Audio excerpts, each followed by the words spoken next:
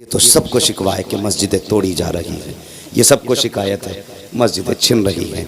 लेकिन ख्याल कर लें, ख्याल करें, उसकी वजह यह है हमने सजदे करने छोड़ दिए, सजदे करने छोड़ दिए। तो मस्जिदों को आबाद करें। हर कामयाबी नमाज के बाद है, ये बात याद रखना। फसल में बरकत नमाज के बाद, कमाई में बरकत नमाज के बाद, उम्र में बरकत नमाज के बाद, जिंदगी की भलाइयाँ नमाज के बाद, अगर चाहते हो इज्जत में बरकत नमाज के बाद, कब्र में खैर नमाज के बाद, हश्र में खैर नमाज के बाद। आप मस्जिदों को आबाद करो, अल्लाह तुम्हारे घरों को आबाद फरमा दे। हाँ, तो नौजवानों, नमाज जरूरी है। मस्जिद को अपना ओढ़ना बिछोना मस्जिद बना लो। जो जितना ज्यादा मस्जिद में जाएगा अल्लाह की रहमतों के उतनी ज्यादा करीब हो जाएगा। इंशाअल्लाह नमाज की भी पाबंदी करेंगे, बोलो इंशाअल्लाह। और अब्बाओं की जिम्मेदारी है ना, जो आके ना इमाम साहब की चादर खींचे, उठे ना, भी 10 मिनट हो गए लेट, और इमाम की चादर खींच रहे, आपने लल्ला को लिहाफ उड़ा कर रहा। लल्ला पे फर्ज ना थी तुम्हारे नमाज, जिसे कंबल उड़ा के आए, वो 5 मिनट लेट हो गया तो आसमान ही गिर गया। आप उठें, सबसे पहले अपने बच्चों को बेदार करें। आज हमारी कौम की आदत बन गई है 10 बजे सो के उठने की, बिला वजह जाग रहे हैं 1-1 बजे तक, कोई काम नहीं, मोबाइल में लगे पड़े। हमारा इस्लाम कहता जल्दी सोया करो, जल्दी उठा करो। 1 बजे तक अगर आप मोबाइल चलाएंगे तो 10 से पहले उठ जाएंगे, उठ ही नहीं सकते। और इस्लाम कहता कि फजर पढ़ के अपने रिस्क की तलाश में निकल जाओ। और ये दुनिया का निज़ाम है 10 बजे दुकान खोलो।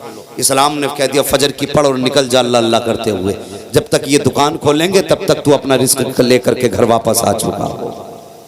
तो सवेरा कुरान बाप छोड़ के जा रहा है, तो अगर कितनी भी थकन के बाद दुनिया से गया है, कितनी मुसीबतों के बाद दुनिया से गया है, जब सांसें अटकती है ना तो बेटे का चेहरा देख के मुस्कुराना शुरू कर देता है। ये सोच के मुस्कुराता है कोई कब्र पे आए ना आए, मेरा हाफिज कब्र पे जरूर आएगा। कोई दुआ ना करे ना करे, मेरा बेटा जरूर दुआ करेगा। कोई मुझे याद करे ना करे, लेकिन जब जब ये कुरान की तिलावत करेगा तब तब इसको मेरी मेहनतें याद आएंगी। तब उस वक्त बाप मरता है तो बेबसी की मौत नहीं मरा करता, बल्कि खुशी के साथ दुनिया से जाया करता है, और फख्र से बेटे को सीना चौड़ा करके देखता है, और मरते मरते मुस्कुराया करता है। उसे पता है अगर मेरा बेटा हाफिज ना होता तो खुदा जाने को यासीन पढ़ता कि ना पढ़ता, रहमान पढ़ता कि ना पढ़ता, मेरी नमाज जनाजा कौन पढ़ाने आता, मेरी कब्र पे हाथ उठाने कौन आता। लेकिन जानता है अपने पीछे हाफिज छोड़ के जा रहा हूँ। अब मुझे फिक्र नहीं है, जब जनाजे की बारी आएगी तब भी बेटा मुसल्ले पे खड़ा होगा, जब अजान की बारी आएगी तब भी बेटा कब्र पे खड़ा होगा, जब कुरान की बारी आएगी तब भी बेटा कब्र पे बैठा होगा। और खुदा की कसम खा के कहता हूँ लोगों, जिनके बेटे हाफिज कुरान है, जब दुनिया से जाते हैं वो बेटे कब्र पे बैठ के बाप के लिए कुरान पढ़ा करते हैं। रब की मशीयत आवाज देती है, ए फरिश्तों कब्र के सवालों में आसानी पैदा कर दो। देखो इसका बेटा कब्र पे बैठ करके मुझे रहमान कह रहा है, मुझे रहीम कह रहा है, मुझे करीम कह रहा है, मुझे बख्शने वाला कह रहा है। इसका बेटा मुझे रहमान कहे, मैं इसे अजाब दूं, ये मेरी रहमत को गवारा हो नहीं सकता। नारे तकबीर, नारे रिसालत, उलमाए अहले सुन्नत, मसलके आला हजरत हजरत अल्लामा मुफ्ती हम्माद साहब किबला, नारे तकबीर, नारे रिसालत। इसलिए जरूरी है एक बेटा हाफिज कुरान जरूर बनाएंगे, बोलो इंशाअल्लाह। अभी सब लोग नहीं बोल रहे, लग रहा है डंडी मार रहे हैं बैठ करके, बोलो इंशाअल्लाह। और कुरान के बगैर कुछ भी नहीं। ये भी सुन लो, तुमने 1000 मैगजीनें पढ़ी, लाखों नाविलें पढ़ी, रातों दिन के अखबार तुमने पढ़े, तुमने दुनिया को तो जाना, अगर कुरान तुमने नहीं सीखा तो कुछ नहीं सीखा। उससे भी बड़ा कोई कम नसीब होगा जो दुनिया में 60 साल की जिंदगी तो गुजार के गया लेकिन कुरान न सीख सका। सोचने वाली बात है। कुरान वो किताब है तन्हा, जिसको देखो तब भी सवाब है, जिसको छुओ तब भी सवाब है, जिसको चूमो तब भी सवाब है, जिसको पढ़ो तब भी सवाब है, सर पे रखो तब भी सवाब। इतनी बरकत वाली किताब हमने नहीं पढ़ी। तो कोशिश करें बेटों को पढ़ाएं। एक तरीके से और समझा दूं, बेटे का पढ़ा लिखा होना क्यों जरूरी है। अरबाब मिंबर की दुआएं चाहिए। बेटे का पढ़ा लिखा होना जरूरी क्यों है? आज पैसे वालों को यह नाज है कि अगर हम मर गए तो जिस पीर को चाहेगा हमारा बेटा बुला लेगा पैसे देके। बड़े से बड़े पीर को बुला के नमाज जनाजा पढ़वा देगा बेटा हमारा, बड़ा पैसे वाला है। लेकिन जरा एक बात बताइए, फर्ज कर लो आपने हमें बुला लिया नमाज जनाजा पढ़ाने के लिए और हम मुसल्ले पे खड़े हुए। अगर आप हमें जानते हैं, हम आपको जानते हैं, तो हमारे जहन में इतना ख्याल होगा कि भाई बड़ा अच्छा आदमी था, हमसे मोहब्बत करता था। यही तो आएगा जहन में, यही तो आएगा जहन में कि बड़ा अच्छा आदमी था। हमें जितनी दुआएं दुरूद आती थी हमने सारी पढ़ी, नमाज जनाजा पढ़ाई चल दी। लेकिन अब सोचे, मैं कुछ भी हूं, पूरा हिंदुस्तान मुझसे प्यार करता है, अल्लाह उसे उनके प्यार की जज़ा दे। मगर सुने, मैं कुछ भी सही, बताइए क्या आपके लिए मेरे सीने में वही दर्द होगा जो आपका दर्द आपके बेटे के सीने में होगा? हो सकता है मैं कितना भी आपके लिए रो लूं, लेकिन जो गम बाप की जुदाई का बेटे को हो सकता है ना, वो मुझे नहीं हो सकता। या बेटे का गम जो बाप को होगा वो किसी पीर को हो सकता है, किसी मौलवी को नहीं हो सकता ना। तो फिर बेटे को हाफिज बनाओ। इसलिए कि मैं आया, मैंने पढ़ा जरूर, दिल से पढ़ा, लेकिन जिस दर्द से बेटा मुसल्ले पे खड़े होके पढ़ेगा उस दर्द से मैं ना पढ़ सका।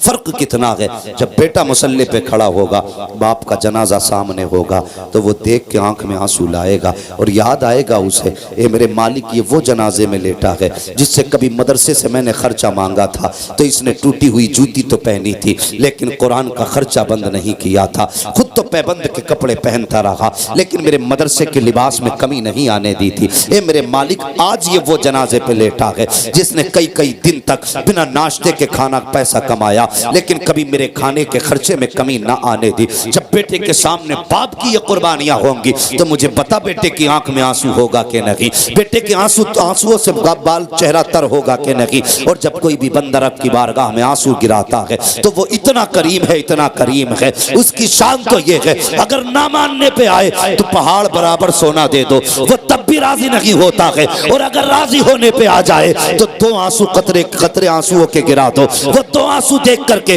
माफ कर देता है। इसलिए कहता हूं कि बेटों को हाफिज बना लो ताकि तुम्हारे जनाजे के सामने जब बेटा कुरान पढ़ेगा या तुम्हारे जनाजे के सामने बेटा दुआ करेगा तो खुदा की कसम उसकी पलकें भीगेंगी, वो बाप की मगफिरत की दुआ मांगेगा, आंसू पलक से जुदा होकर जमीन पे आने से पहले अल्लाह तुम्हारे गुनाहों को बख्शिश का परवाना अता फरमा दे।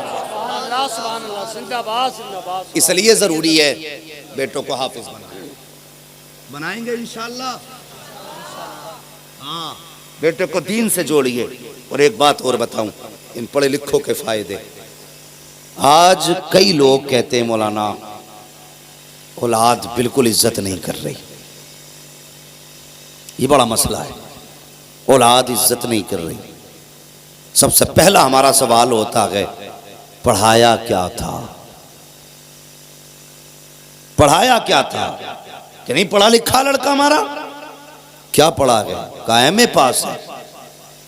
मैंने कहा नर्सरी से लेकर एमए तक कोई भी कोर्स की ऐसी किताब दिखाओ जिसमें बाप का वो एहतराम सिखाया गया हो जो मदीने वाले मुस्तफ़ा ने सिखाया है। 15 साल की किताबों में एक लाइन ऐसी नहीं दिखा सकते जो मेरे हुजूर ने माँ बाप के एहतराम में सिखाई है। आपने बच्चों को एमए बनाया, काश आपने बच्चों को कुरान का कारी बनाया होता, आलिम दीन बनाया होता। अगर खिदमत भी ना कर पाता तो बाप का गरेबान भी नहीं पकड़ता, बाप के मुंह पे तमाचे भी नहीं लगाता। आज जानते हो हम बच्चों को एमबीबीएस और डॉक्टर बना लेते हैं। बनाइए, अच्छी बात है, मैं तालीम का मुखालिफ नहीं, लेकिन एमबीबीएस बनाने से पहले मुस्तफ़ा का गुलाम बना डालो, हुजूर का आशिक बनाओ पहले, उसके बाद एमबीबीएस बनाओ। जब इश्क सीने में होगा ना तो वो खुराक दबा की बांधेगा, दुरूद मुस्तफ़ा पे पढ़ना शुरू कर देगा। और जब इस तरह दवा देगा कि साथ में दवा भी होगी, मुस्तफ़ा का दुरूद भी शामिल होगा, तो जहां दवा 1% फायदा करती थी वहां पे 99% फायदा शुरू हो जाएगा। ये जरूरी है कि बच्चों को हाफिज कुरान भी बनाए, हुजूर का सच्चा आशिक बनाए। माँ बाप का एहतराम अगर चाहते हैं बच्चे करें तो उन्हें इल्म दीन सिखाएं। और मैंने तजर्बा किया, अगर बच्चे पढ़ें ना लेकिन 10 दिन मदरसे में अगर कोई गुजार दे तब भी वो ज़माने से अलग हो जाता है। घर रह के पढ़ना, मदरसे में रह के सोना बराबर होता है। ये मदरसे की बरकतें होती हैं और आज हर बंदा चाहता है दुनिया मेरा एहतराम करे।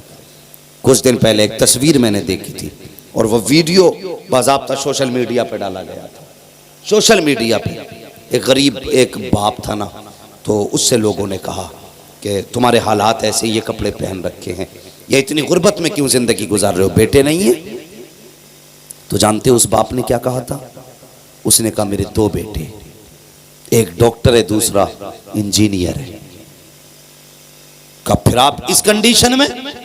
तो उस बाप ने कहा मैंने सारी कमाई बच्चों की तालीम पे लगा दी, सारी कमाई बच्चों की तालीम पे लगा दी। लेकिन जब वो पढ़ लिख के बड़े हुए और बाहर चले गए तो फिर हमें भूल गए। अब हम उन्हें याद भी नहीं आते, अब हमसे उन्हें वास्ता भी नहीं है। अब उनकी दुनिया चमकीली दुनिया है, उनका मुस्तकबिल रोशन मुस्तकबिल है। अब इस बूढ़े बाप का क्या करेंगे वो नौजवानों, खुदा के वास्ते बाप की इज्जत करना, बाप का एहतराम करना। मैं क्यों कहता हूं कि हुजूर के आशिक हो जाओ? इसलिए कि हुजूर का इश्क किसी का गुस्ताख नहीं बनाता है। हुजूर का इश्क हमें अदब सिखाया करता है, हमें एहतराम सिखाता हुजूर का इश्क।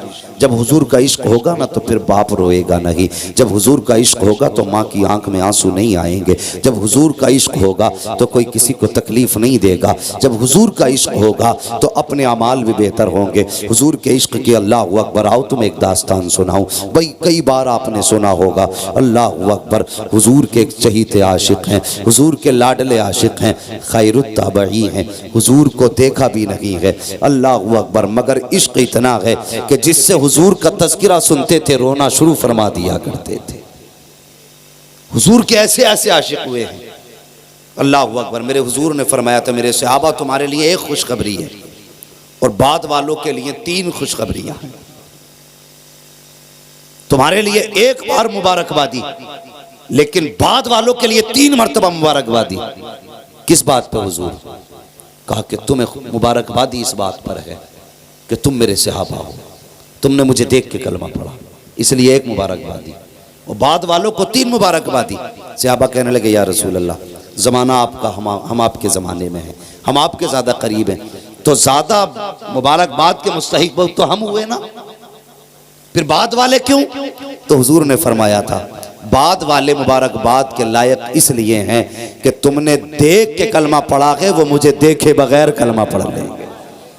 तुम में से किसी ने चांद के टुकड़े होते देखे तब कलमा पढ़ा, तुम में से किसी ने सूरज को पलटते हुए देखा तब कलमा पढ़ा, और वो तो मेरा नूर देखा भी नहीं उन्होंने, कोई मौजज़ा नहीं देखा होगा।